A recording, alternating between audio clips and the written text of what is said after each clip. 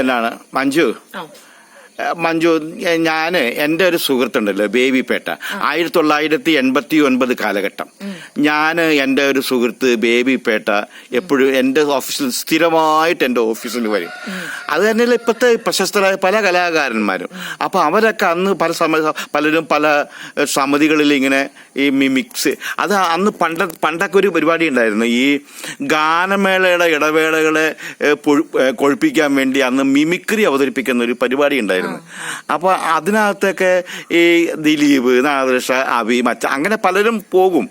അങ്ങനെയൊക്കെ പോകുന്ന സമയത്ത് ഇങ്ങനെ പല സമിതികളിലും പലരും ഇങ്ങനെ കിടക്കുന്ന സമയത്ത് എന്നോട് ബേബിപേട്ട എന്നോട് വന്ന് പറഞ്ഞ്, ജോസേട്ടാ നമുക്ക് ഇങ്ങനെ ഈ ചെന്നി ചിതറി കിടക്കുന്ന കലാകാരന്മാരെ എല്ലാം ഒന്നിച്ചു കൂട്ടി നമുക്കൊരു ട്രൂപ്പ് തുടങ്ങിയാലോ? നല്ല കാര്യമല്ലേ ബേബി, നമുക്ക് തുടങ്ങാം. അപ്പൊ നമുക്ക് എന്ത് പേര് കൊടുക്കും? പേരൊക്കെ ഓൾറെഡി ഉണ്ട്, ഈ സമിതി ഉണ്ട്. നമ്മുടെ പേരും മറന്നുപോയി, മാള അരവിന്ദൻ ഉണ്ടല്ലോ, മാള അരവിന്ദൻ കൊച്ചിൻ ഓസ്കർ എന്ന് പറഞ്ഞ ട്രൂപ്പ് തുടങ്ങിയിട്ടുണ്ട്. പുള്ളി അത് എങ്ങനെയെങ്കിലും ഒന്ന് ഡിസ്പോസ് ചെയ്യണമെന്നും പറഞ്ഞിങ്ങനെ ഇരിക്കുന്ന സമയത്ത് ആണ് എന്നെ വന്നൊന്നും മുട്ടിയത്. ആ ട്രൂപ്പ് നമുക്ക് അങ്ങോട്ട് ഏറ്റെടുക്കാമല്ലോ. അതിനെന്താ ബേബി ഏറ്റെടുക്കുന്നു പറഞ്ഞു. അപ്പൊ ജോസേട്ടൻ ചെയ്യേണ്ട ഒരു കാര്യം എന്താണെന്നറിയാവോ? ഇതിന് വലിയ പൈസ മുടക്കൊന്നും വേണ്ട. റിഹേഴ്സലിന് ചെറിയൊരു ചെലവ്, പിന്നെ നല്ലൊരു പോസ്റ്റർ വേണം. അങ്ങനെ ഞാൻ മനോഹരമായ ഒരു പോസ്റ്റർ ഞാൻ ഡിസൈൻ ചെയ്ത്, ആ ഡിസൈൻ ചെയ്ത പോസ്റ്റർ കണ്ട് പ്രോഗ്രാമിന്റെ ബുക്കിംഗ് ചെറുപുറയായിരുന്നു. ഈ കൊച്ചിൻ ഓസ്കറിന്റെ പ്രോഗ്രാം കിട്ടാൻ വേണ്ടി എന്താണ് അമ്പലത്തിലെ ഉത്സവത്തിന്റെ ഡേറ്റ് വരെ അങ്ങോട്ടും ഇങ്ങോട്ടും ചെറുതായിട്ടൊക്കെ മാറ്റി വെച്ചിട്ടെന്ന് പറഞ്ഞ മഞ്ജു വിശ്വസിക്കൂ, അതുപോലെയായിരുന്നു. അപ്പൊ ഞാനിത് പറയാൻ കാരണം എന്താണെന്ന് വെച്ചിട്ടുണ്ടെങ്കിൽ, ഈ ബേബി ഇപ്പൊ ലണ്ടനിലാണ്. അദ്ദേഹത്തിന്റെ കൊച്ചിൻ ഓസ്കറിന്റെ പേരിൽ നമുക്കൊരു യൂട്യൂബ് ചാനൽ തുടങ്ങിയാലോ എന്ന് എന്നോട് കുറെ നാളുകൾക്ക് മുമ്പ് ചോദിച്ചു. അപ്പൊ അങ്ങനെയാണെങ്കിൽ ജോസിയേട്ടൻ ഒരു കാര്യം പറയും, നല്ല കലാകാരികളെയും കലാകാരന്മാരെയും അവരെയൊക്കെ ഉൾപ്പെടുത്തി നമുക്കൊരു വീഡിയോ, ജോസിയേട്ടൻ്റെ അത് വീട് തന്നെ സ്റ്റുഡിയോ പോലെയൊക്കെ ആക്കിക്കൊള്ളാം, നല്ല ബാക്ക്ഗ്രൗണ്ടും കാര്യങ്ങളൊക്കെ ഉണ്ട്, ആക്കിക്കൊള്ളാൻ പറഞ്ഞു. അങ്ങനെ ഞാൻ അങ്ങ് ഒരു പ്രവർത്തനത്തിൽ ഏർപ്പെട്ടിരിക്കുകയാണ്.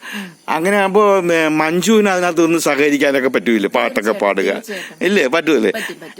ഒരു ചെറിയൊരു പാട്ടൊന്ന് പാടിക്കേ ഞങ്ങൾക്ക് ഇന്ന് കേൾക്കാൻ വേണ്ടി. കാറ്റിനോട് അങ്ങനെ അതൊരു പാട്ടുണ്ടല്ലോ. അത് ഇതൊന്നും വേണ്ട, വെറുതെ ഒന്ന് പയ്യെ ഒന്ന് പാടിയാൽ മതി, മ്യൂസിക് ഒന്നും വേണ്ട.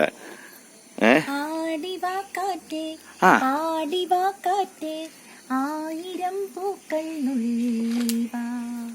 അന്തിപ്പൂമാനം പൊന്നു ഞാലാട്ടും മന്ദാരപ്പൂക്കൾ നുള്ളിവാ കാണാത്തിരുമുറിവുകളിൽ തൂകും കുളിരമൃതായി, തിരുമുറിവുകളിൽ തൂകും കുളിരമൃതായി, കരളിൽ നിറയും കളഭവുമായി പൂങ്കാറ്റേ ലലലാ, ആടിവാ കാറ്റേ പാടിവാ കാറ്റേ, ആയിരം പൂക്കൾ നുള്ളിവാ. കൊള്ളാം, നന്നായിട്ടുണ്ട്. അപ്പൊ നമുക്ക് ഇങ്ങനെയുള്ള പാട്ടുകള്, പിന്നെ ഈ ചില പാചകത്തിന്റെ രീതി, പാചകമൊക്കെ മഞ്ജു അറിയില്ല, പാചകം നമ്മൾ കുറെ പാചകത്തിന്റെ രീതികൾ, അങ്ങനെ കൾച്ചറൽ പ്രോഗ്രാം പലതും മഞ്ജുവിന്റെ കൂട്ടത്തിലുള്ള ഫ്രണ്ട്സിനെയും അല്ലെങ്കിൽ പലരെയും ഒക്കെ പങ്കെടുപ്പിച്ചുകൊണ്ട് നമുക്ക് ഇങ്ങനെ ഒരു പരിപാടി സ്റ്റാർട്ട് ചെയ്യുന്നതിനോട് മഞ്ജുവിനോട് താല്പര്യമല്ലേ? സഹകരിക്കണം കേട്ടോ. തീർച്ചയായിട്ടും. ഓക്കെ.